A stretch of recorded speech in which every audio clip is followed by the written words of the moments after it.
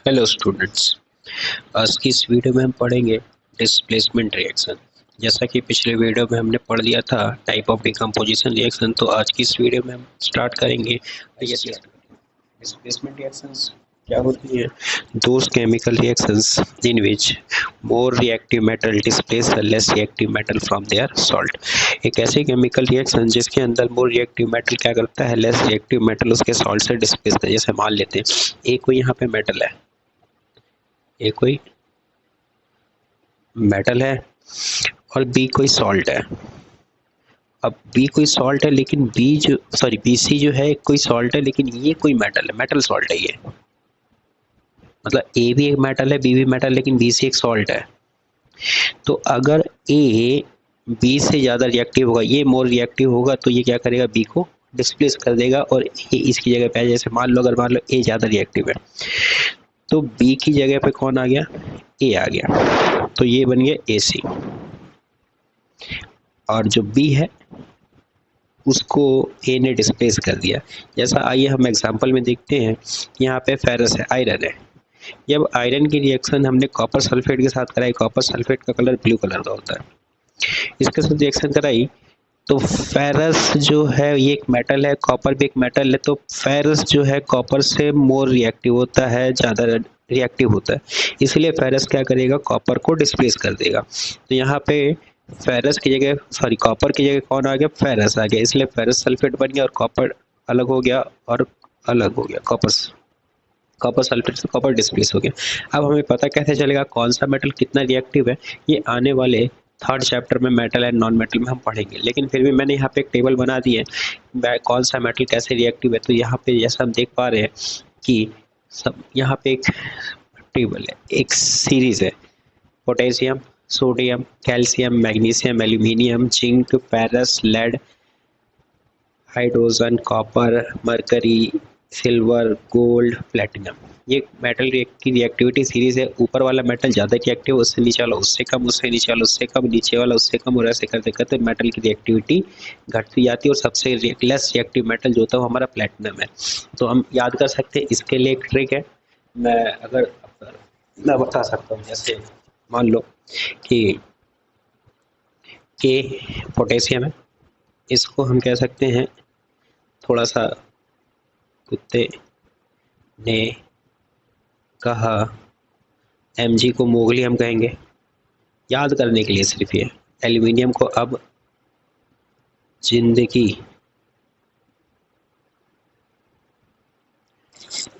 Ferrous को फटी, PB पुरानी।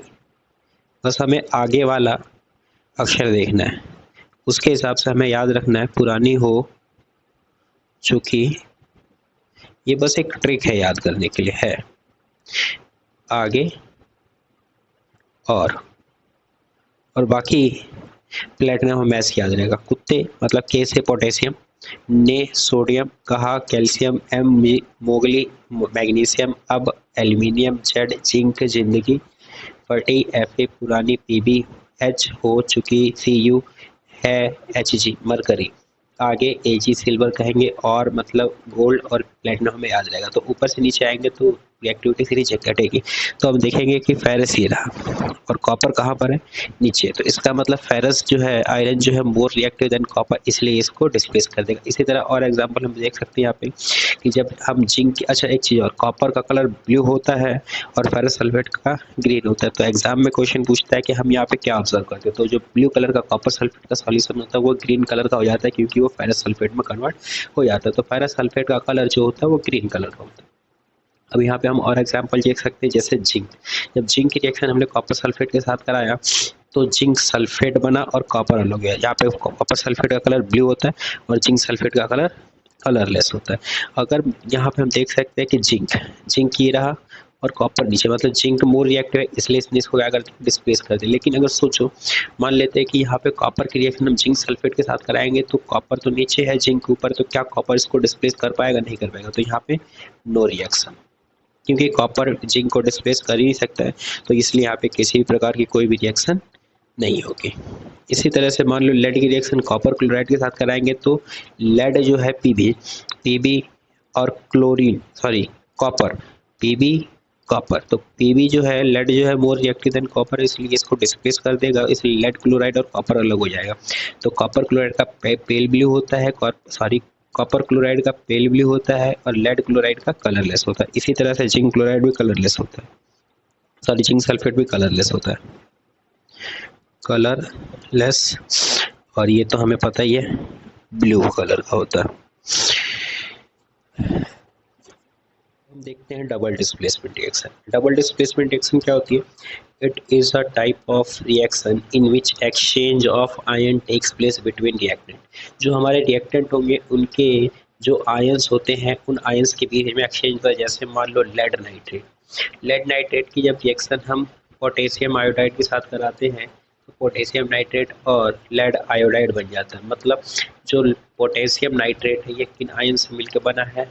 Pb2 पॉजिटिव और NO3 नेगेटिव। ये हम 9th क्लास में पढ़ चुके हैं किस प्रकार से ये आयंस बनते हैं। तो इन आयंस से मिलकर बना होता है, हमने इसको स्प्लिट कर दिया, ब्रेक कर लिया। और पोटेशियम आयोडाइड के पॉजिटिव आई नेगेटिव। अब क्या होगा कि पोटेशियम नाइट्रेट का Pb और लेड नाइट्रेट का Pb और पोटेशियम आयोडाइड का I, ये आपस में, क्योंकि प्लस वाला प्लस है तो मिलेगा नहीं, प्लस वाला माइनस है, ये इसके साथ कंबाइन हो जाएगा और ये इसके साथ। तो इसलिए हम देखेंगे KNO3 पोटेशियम नाइट्रेट और PbI लेड आयोडाइड। तो यहाँ पे हमने क्या देखा कि जो रिएक्टेंट है उनके आयंस के बीच में एक्सचेंज हो रहा है, exchange of ion takes place हो रहा है, इसलिए इस तरह की रिएक्शन को हम कहते हैं डबल डिस्प्लेसमेंट रिएक्शन। दूसरा एग्जांपल हम देख सकते हैं बैरियम क्लोराइड की रिएक्शन, जब हम सोडियम सल्फेट के साथ कराते हैं तो इसके जो आयंस हैं वो इस तरह से barium Ba2 positive Cl negative Na positive SO2 negative की रिएक्शन कराते हैं, बैरियम सल्फेट और NaCl का फॉर्मेशन होता है। तो यहाँ पे भी हम देख रहे हैं कि एक्सचेंज ऑफ आयन जो रिएक्टेंट है उनके बीच में आयंस का एक्सचेंज हो रहा है, इसीलिए इस तरह के रिएक्शंस को हम डबल डिस्प्लेसमेंट रिएक्शन कहते हैं। एक चीज़ और हम यहाँ पे ऑब्जर्व करेंगे, एग्जाम में क्वेश्चन पूछता है आप क्या ऑब्जर्व करते हैं, तो हम देखते हैं जो बैरियम सल्फेट है वो सॉलिड होता है, सोडियम क्लोराइड एक्वस होता है। इसी तरह से इस रिएक्शन में भी पोटेशियम नाइट्रेट एक्वस होता है और लेड आयोडाइड सॉलिड होता है। तो यहाँ पे हम क्या देखते हैं कि in double displacement reaction and insoluble substance, जिसको हम प्रेसिपिटेट कहते हैं, इस form that's why it is also known as precipitation reaction. Exam में ये पूछता है कि प्रेसिपिटेशन रिएक्शंस क्या होती है? ऐसी केमिकल रिएक्शन जिसके अंदर इनसॉल्युबल सब्सटेंस का फॉर्मेशन होता है, जिसको हम प्रेसिपिटेट कहते हैं, और इस तरह की रिएक्शंस को हम प्रेसिपिटेशन रिएक्शन कहते हैं। और जो डबल डिस्प्लेसमेंट रिएक्शन, इसका एग्जाम्पल प्रेसिपिटेशन रिएक्शन का एग्जाम्पल, जैसे मान लो जब हम बैरियम क्लोराइड की रिएक्शन, ये एक्वस होता है, इसकी रिएक्शन हम सोडियम सल्फेट के साथ कराते हैं, ये भी एक्वस फॉर्म में होता है। तो जो प्रोडक्ट बनता है वो बैरियम सल्फेट सॉलिड होता है प्लस NaCl, ये भी एक्वस फॉर्म में, ये एक्वस फॉर्म में होता है। अच्छा, इसको अगर हम बैलेंस करें तो सोडियम यहाँ दो लगा देंगे, क्लोरीन दो, बैरियम एक सल्फेट एक बैलेंस हो गया। मतलब अब यहाँ पे देखो ऑब्जर्व करने के लिए मान लेते हैं ये एक टेस्ट ट्यूब है,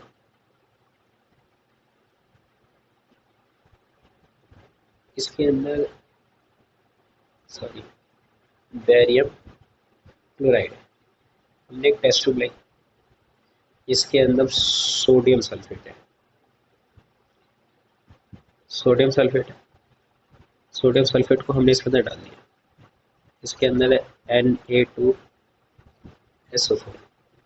तो हम रिएक्शन क्या देखेंगे, हम ऑब्जर्वेशन टेस्ट ट्यूब के अंदर, इस वाली टेस्ट ट्यूब में हम क्या रिएक्शन देखेंगे कि जो ये टेस्ट ट्यूब थोड़ी बड़ी बन गई है, मोटी बन गई है, तो हम क्या देखेंगे रिएक्शन को जब पूरी तरह से इसे हिला लेंगे, चेक कर लेंगे, तो हम देखेंगे कि जो प्रोडक्ट होगा हमारा नीचे कुछ ऐसा सॉलिड सा सब्सटेंस डिपॉजिट हो जाएगा और ऊपर यहाँ पे लिक्विड फॉर्म में सॉल्यूशन की फॉर्म में होगा, ये एक्वस फॉर्म में होगा, ये NaCl होगा हमारा, और ये हमारा होगा बैरियम सल्फेट, ये सॉलिड फॉर्म में होगा, ये एक्वस फॉर्म में होगा। हम इसे कितना भी डिजॉल्व करने की कोशिश करेंगे ये पहले पूरा मिक्स होगा, फिर थोड़ी देर में बैठ जाएगा। तो जो इनसॉल्युबल सब्सटेंस बन रहा है इसी को हम प्रेसिपिटेट कह रहे हैं और इसीलिए इस रिएक्शन को हम प्रेसिपिटेशन रिएक्शन कहते हैं।